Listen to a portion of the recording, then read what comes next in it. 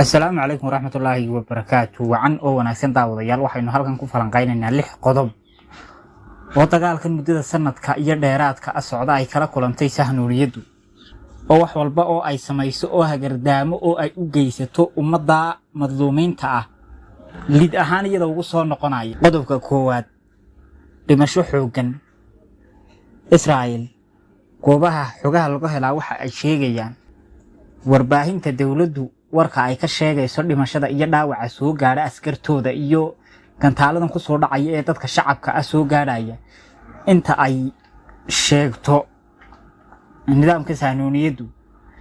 4 meelood marka loo qaybiyo in ay 3 meelood ka reebayaan oo meel kaliya ay sheegayaan xogtaasi ay tahay mid aan warbaahinta lala wadaagayn laakiin ilaha xogaha laga helo iyo goobaha caafimaadku sida ay tilmaamayaan halka ay 10 ka sheegto warbaahintu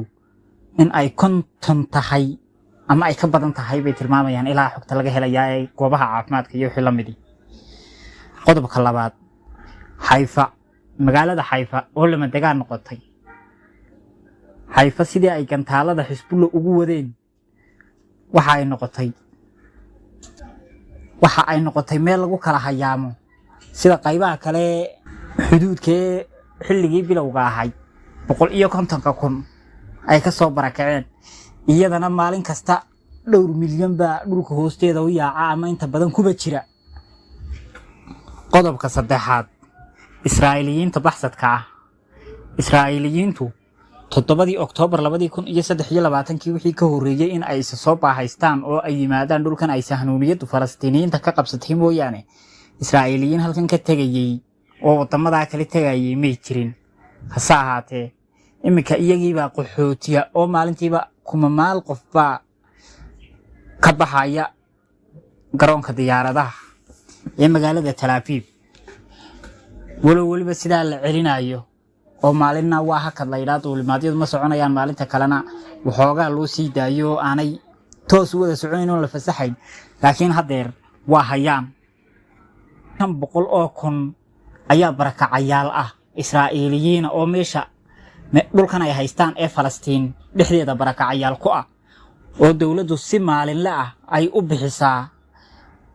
nolol maalmeedkooda iyo wixii ay qabi lahaayeen ka bulsho ahaan oo dadkii dhulka hareeraha deganaa oo dhan ee dib u dejinta loo sameeyay gantaalada Xisbullah ayay ka soo barakaceen oo si maalinle ah ayay dawladdu masaariiftooda u bixisaa iyo hoteelada ay degan yihiin iyo dhulka ay galayaan taasina waa culays dhaqaale iyo mid bulsheed oo haysta nidaamka sahnuuniyada ee dhulboobka qodobka afraad dhiigbax dhaqaale sida ay ila wareedyadu tabinayaan maalintii kharashka ciidanka ay isticmaasho waa inta dibadda u soo baxday kaliya xogtan iyo in wax rasmi oo iyagu ay sheegayaan ma aha ee intan 10 jibaar bay ka badnaan kartaa hadii warbaahinta reer galbeedku sida ay sheegayaan 35 milyan oo dollar bay maalintii ciidamada u isticmaashaa Israa'iil waa sida ay warbaahinta galbeedku sheegayaan halka bishii 10 bilyan oo dollarka Mareykanka ay adeegsato waa ilaha warbaahinta ay soo xiganayaan ee war si rasmi ah iyada uga soo baxay ma aha intaasi way ka badan kartaa qodobka shanaad yan oo Israa'iiliyiina ya dhulka hoostiisa ku jira oo gacan ku gabad ah gudadka lagaga gabado gantaalaha iyo duqeymaha hoosteeda ku jira 3 milyan oo maalmeedkoogii iyo dhaqaalihii ay wadanka soo gelinayeen waa mid meesha ka baxay oo shaqooyinkii ahayeen waxay noqdeen fadhiid taasina iyadna waa caqabad kale oo imika ay sii badanayaan oo ay ilaa 5 milyan ba ku sii dhow yihiin maalinka ka dambaysa qodobka lixaad ee u dambeeya fashilka amni iyo midka sirdoon 7 Oktoobar 2023 wixii ka horeeyay waxay isku arkaysay Israa'iil awoodda gobolka iyo inaa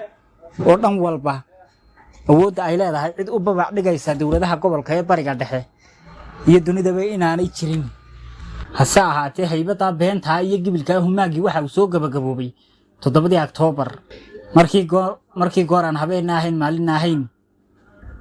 waxa la wixii ay xuduud iyo technology iyo ciidan iyo awood ay ku dayrtay marinka qasa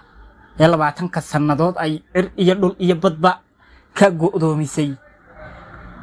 ay weerarkii barakaysnaa Xamaas kaga soo qaaday taasina fashilka maanta ay dhexda ka taagan tahay waa ta dhigtay